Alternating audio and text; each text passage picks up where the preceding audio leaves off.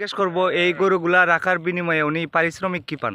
আচ্ছা ভাই, আপনার নাম কি? আমার নাম মোহাম্মদ শাহিনুর রহমান। আচ্ছা, এখানে যে 200 গরু আপনি সারাদিন ঘাস খাওয়ান মাঠে চড়িয়ে, আপনাকে পারিশ্রমিক কি দেওয়া হয়? প্রতি মাসে 300 টাকা করে নেওয়া হয়। একটি গরুর জন্য?